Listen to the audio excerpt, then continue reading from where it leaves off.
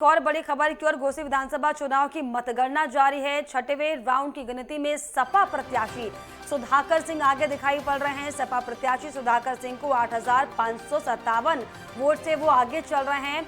तो ये बड़ी और अहम जानकारी आपको बता रहे हैं क्योंकि सपा प्रत्याशी सुधाकर सिंह 8,500 के करीब वोटों से आगे चल रहे हैं और छठवें राउंड की जो गिनती है वो आपको बताएं कि हो चुकी है। और ऐसे में जो बीजेपी और समाजवादी पार्टी के बीच जो टक्कर चल रही है वो साफ तौर पर बेहद ज़्यादा इंटरेस्टिंग हो चुकी है क्योंकि कभी बीजेपी के प्रत्याशी आगे निकलते हुए दिखाई पड़ रहे हैं तो कभी समाजवादी पार्टी के प्रत्याशी आगे बढ़ते हुए दिखाई पड़ रहे हैं। हालांकि जो रुझान है वो लगभग जो है कांटे की टक्कर जो है वो बताते हैं।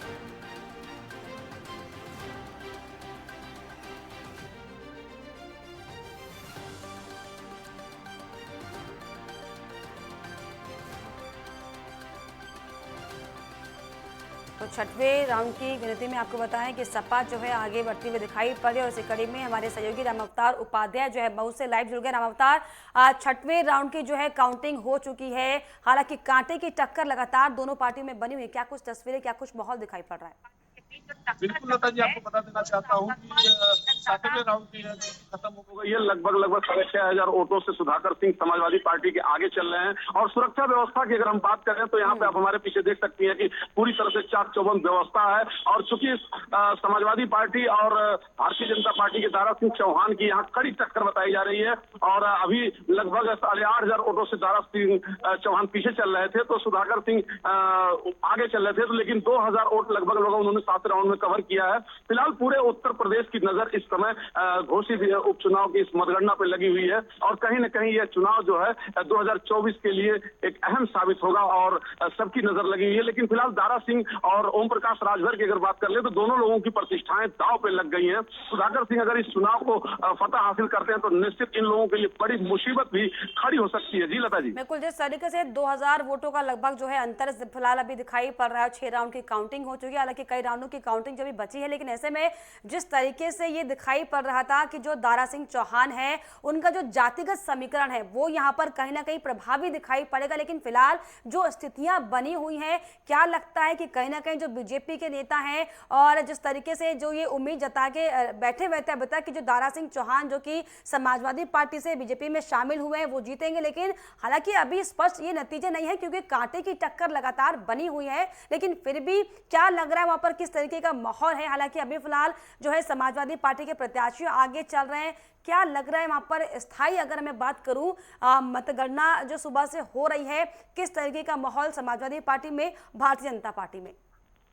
बिल्कुल लता जी, आपको बता देना चाहता हूं कि मतगणना सुबह 8 बजे से शुरू हो गई, लेकिन मतगणना अगर देखी जाए तो काफी धीमी गति से चल रही है। फिलहाल अब तक कई राउंड की और गिनतियां भी आ जानी चाहिए थी, लेकिन काफी स्लो चल रही है। अभी 8वें राउंड की मतगणना चल रही है जिसमें अभी सुधाकर सिंह लगभग 65 वोटों से आगे चल रहे हैं। और यहाँ बात करें अगर घोसी विधानसभा की तो यहाँ इसके पहले समाजवादी पार्टी से ही घोसी विधानसभा से दारा सिंह चौहान विधायक रहे। उन्होंने इस्तीफा दे करके भारतीय जनता पार्टी से अब उन्होंने मैदान में उतरे हैं। तो यहाँ की जनता जो उन्हें आशीर्वाद देना था, आज वो मतपेटिका खुली है और उनका क्या आशीर्वाद है यह तो फिलहाल आने वाला 2-4 घंटे में ही क्लियर हो जाएगा। लेकिन फिलहाल इस तरफ चारों तरफ गहमा गहमी बनी हुई है और पूरी तरह से प्रशासन भी मुस्तैद है। चप्पे चप्पे पर प्रशासन की नजर है, किसी भी व्यक्ति को बिना पास के अंदर नहीं जाने दिया जा रहा है। हम आपको कैमरामैन से कहेंगे कि थोड़ा प्रशासन के बारे में दिखाया जाए। आप देख सकती हैं कि पूरी तरह से गेट पर चारों तरफ सभी लोग मौजूद हैं। प्रशासन एक एक आदमी की बाकायदा चेकिंग करके और अंदर जाने दे रहा है, चाहे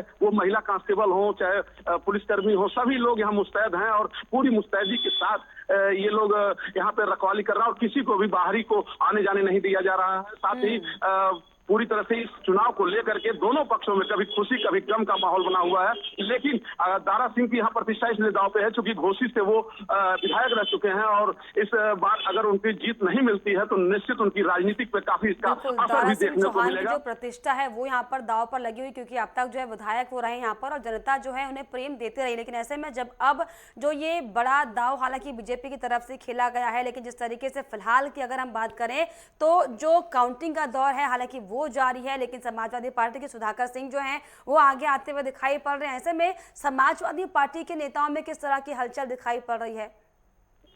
बिल्कुल आपको लता जी बता देना चाहता हूं कि कभी कभी बीजेपी के जो खेमे में है काफी मायूसी इस समय, जब से सुधाकर सिंह आगे चल रहे थे तो थोड़ी थी, लेकिन समाजवादी पार्टी में अभी काफी उत्साह का माहौल है और उत्साहित भी हैं। कारण कि 8,500 वोटों से जब आगे चल रहे थे, लेकिन 2,000 लगभग उन्होंने कवर किया है 7वें राउंड में। तो इसके बाद पूरी तरह से जहां कभी इनके खेमे में खुशी चल रही है तो कभी इनके, लेकिन फिलहाल अभी वर्तमान में अगर देखी जाए तो भारतीय जनता पार्टी के खेमे में थोड़ा सा मायूसी चल रही है और सपा उत्साहित भी दिख रही है। कारण कि ये 6,500 वोट से सुधाकर सिंह समाजवादी पार्टी आगे चल रही है। चूंकि बता दूं लता जी कि ये जो चुनाव है ये कहीं ना कहीं इंडिया बनाम एनडीए के माध्यम से पूरी तरह से ये इंडिया और एनडीए जो है ये इस बार अगर यहाँ चुनाव अगर इंडिया जीतती है तो निश्चित इसका असर जो है पूरी तरह से 24 में पड़ेगा। और आपको एक चीज और बता देना चाहता हूँ लता जी की यहाँ पे जो मायावती के खास वोटर हैं उन्होंने नोटा पे भी ज्यादा वोट किया है। बता दें आपको कि चौथे स्थान पर नोटा दिखाई दे रहा है, यानी कि मायावती जी का जो ऐलान था वो कहीं न कहीं पूरी तरह से